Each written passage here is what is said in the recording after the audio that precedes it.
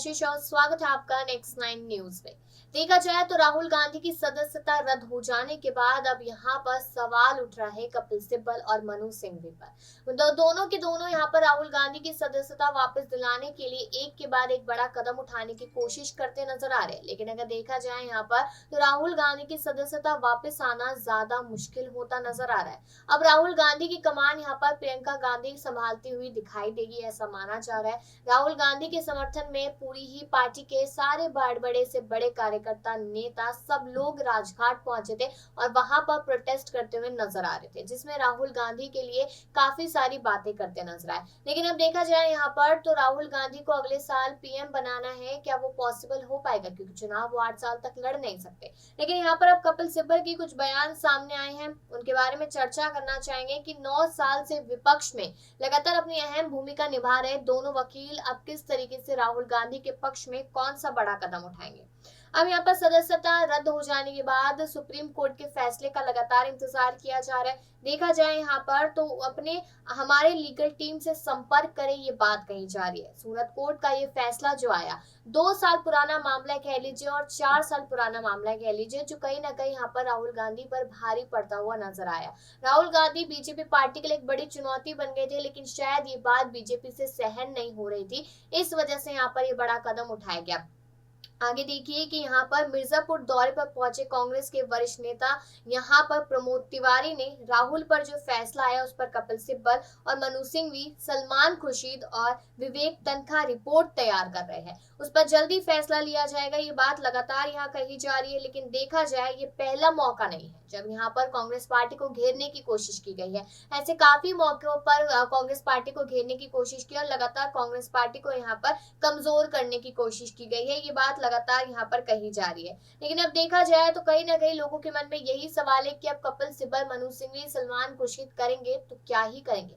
चलिए इस रिपोर्ट में आपको आगे बताते हैं कि यहाँ पर अब कौन से बड़े कदम उठने वाले। चलिए फिर आगे बताते हैं कि मानहानि केस में सजा मिलने और सदस्यता रद्द होने के बाद राहुल गांधी ने कोर्ट फैसले पर कोई भी टिप्पणी करने से इनकार कर दिया। राहुल गांधी ने कहा कि कोर्ट का सम्मान करते हैं और जो भी मामला है उसके लिए आप हमारे लीगल टीम से संपर्क करें। सूरत कोर्ट का फैसला आने के बाद वरिष्ठ वकील और राज्यसभा सांसद अभिषेक मनु सिंघवी ने कानूनी तौर पर मोर्चा संभाल लिया है। सिंघवी ने कोर्ट के फैसले को जल्दबाजी में लिया गया फैसला बताया और कहा कि संविधान में दर्ज बात को इस मामले से दरकिनार किया गया। यूपी के मिर्जापुर दौरे पर पहुंचे कांग्रेस के वरिष्ठ नेता प्रमोद तिवारी ने पत्रकारों को बताया कि राहुल पर जो फैसला आया है उस पर कपिल सिब्बल, अभिषेक मनु सिंघवी, सलमान खुर्शीद और विवेक तनखा रिपोर्ट तैयार कर रहे हैं। तिवारी ने आगे कहा कि रिपोर्ट बनते ही हाईकोर्ट में अपील फाइल किया जाएगा।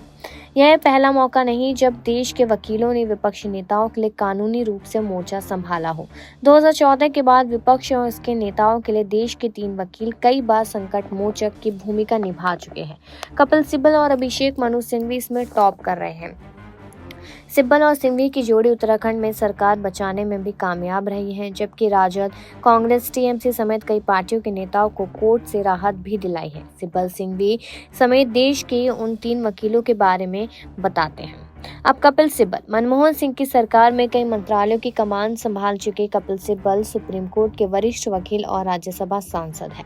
सिब्बल 2022 में कांग्रेस से इस्तीफा देकर सपा के सपोर्ट में निर्दलीय राज्यसभा सांसद चुने गए थे। कांग्रेस के लेट लतीफी फैसलों से नाराज होकर सिब्बल ने इस्तीफा दिया था। 2014 के बाद से सुप्रीम कोर्ट में विपक्षी दलों और उसके नेताओं के लिए कपिल सिब्बल ही सबसे अधिक पेश हुए हैं। सिब्बल अब तक सोनिया गांधी, लालू यादव, अखिलेश यादव, हेमंत सोरेन समेत कई विपक्षी नेताओं के लिए संकट मोचक की भूमिका निभा चुके हैं। सिब्बल ने हाल ही में न्याय के सिपाही नाम का एक मोर्चा बनाया है। सिब्बल अभी भी सुप्रीम कोर्ट में कई विपक्षी नेताओं की पैरवी कर रहे हैं। पंजाब के जालंधर में जन्मे सिब्बल ने सेंट स्टीफन कॉलेज से ग्रेजुएशन और मास्टर्स की पढ़ाई की। दिल्ली यूनिवर्सिटी से वकालत की डिग्री लेने के बाद MLM करने के लिए हार्वर्ड चले गए। सिब्बल के पिता हीरालाल सिब्बल भी भारत के मशहूर वकील थे। 1972 में सिब्बल ने वकालत की प्रैक्टिस शुरू की और बाद में शामिल हो गए। अब देखा जाए VP सिंह सरकार के वक्त सिब्बल को भारत का एडिशनल सॉलिसिटर जनरल नियुक्त किया गया। Sibal supreme court bar association के अध्यक्ष भी रह चुके हैं। सिब्बल ने साल 1973 में UPSC का एग्जाम भी पास किया था, लेकिन IAS की नौकरी को ठुकराते हुए वकालत जारी रखने का फैसला किया। 2004 में कांग्रेस ने राष्ट्रीय राजधानी दिल्ली के चांदनी चौक सीट से कपिल सिब्बल को लोकसभा का टिकट दिया। सिब्बल ने अपने पहले ही चुनाव में बीजेपी की स्मृति ईरानी को भारी मतों से हराया। मनमोहन सरकार में सिब्बल को विज्ञान और प्रौद्योगिकी मंत्री का पद दिया गया। सिब्बल का कद धीरे धीरे कांग्रेस के भीतर बढ़ता गया और वे सरकार में शिक्षा और कानून जैसे विभागों की जिम्मेदारी निभाने लगे। 2011 में अन्ना आंदोलन जब शुरू हुआ तो सिब्बल ने इसके खिलाफ मोर्चा संभाला था और कांग्रेस सरकार के लिए संकट मोचक की भूमिका निभाई थी। हालांकि अन्ना की गिरफ्तारी के बाद सिब्बल की खूब किरकिरी भी हुई थी। कपिल सिब्बल सुप्रीम कोर्ट में पेश होने के लिए एक सुनवाई का 10-15 लाख रुपए चार्ज करते हैं। हाल ही सोना तस्करी केस में केरल सरकार की ओर से सिब्बल कोर्ट में पेश हुए थे। इसमें सरकार ने उन्हें एक पेशी के लिए 15.5 लाख रुपए बतौर फीस दी थी। अब 2015 में नेशनल हेराल्ड केस में कपिल सिब्बल सोनिया गांधी और राहुल गांधी को जमानत दिला चुके हैं। 2016 में उत्तराखंड की कांग्रेस सरकार हटाकर राष्ट्रपति शासन लगा दिया गया था। सिब्बल ने पैरवी की और सरकार बहाल करवाई। 2020 में आईएनएक्स मीडिया मामले में जेल में बंद पूर्व केंद्रीय मंत्री पी चिदम्बरम को सिब्बल ने जमानत दिलवाया। चिदम्बरम की बेटी को भी सिब्बल जमानत दिलवा चुके हैं। चारा घोटाले में सुप्रीम कोर्ट में बंद लालू यादव को साल 2021 में जमानत दिलवाकर जेल से बाहर निकालने में सिब्बल ने बड़ी भूमिका निभाई थी। अब 2022 में सेंट्रल एजेंसी ने अभिषेक बनर्जी के विदेश जाने पर रोक लगा दिया। तब सिब्बल ने सुप्रीम कोर्ट में मामले की पैरवी कर उन्हें विदेश जाने की अनुमति दिलवाई। 27 मई तक अलग अलग मामलों में जेल में बंद सपा के कद्दावर नेता आजम खान को कपिल सिब्बल ने ही जमानत दिलवाई थी। उनके बेटे और पत्नी को भी सिब्बल ने ही जेल से आज़ाद करवाया था।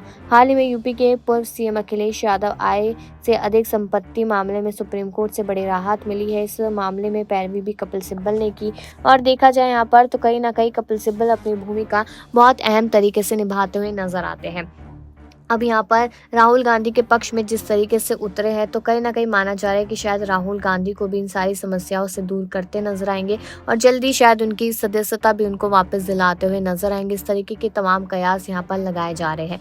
लेकिन अब यहाँ पर ये भी देखना होगा कि आखिरकार कपिल सिब्बल अब कौन सा बड़ा कदम उठाते हैं जो बीजेपी के खिलाफ होता हुआ नजर आएगा। बाकी आप ये देखिए कि आखिरकार होता क्या है। अब जैसे कि आपने इस रिपोर्ट में सुना ही यहाँ पर कि कपिल सिब्बल कौन से बड़े कदम उठाएंगे, लेकिन क्या माना जाए कि राहुल गांधी की सदस्यता पर रोक लग पाएगी? क्या यहाँ पर अहम भूमिका निभा पाएंगे कपिल सिब्बल, मनु सिंघवी अपनी? और यहाँ पर जो वापस से सदस्यता आ जाती है तो यहाँ पर बीजेपी पार्टी के लिए एक बड़ी चुनौती राहुल गांधी बनकर सामने आएंगे, क्योंकि राहुल गांधी ने जिस तरीके से अपना लोगो बदला और खुद को ये कहा कि हाँ मैं अयोग्य हूँ, तो क्या कर लेंगे ये माना जाए यहाँ पर। तो अब कांग्रेस पार्टी से पंगा लेकर बीजेपी ने अच्छा नहीं किया। इस पर अपनी राय जरूर दीजिएगा। तमाम खबरों के लिए देखते रहिए नेक्स्ट 9 न्यूज।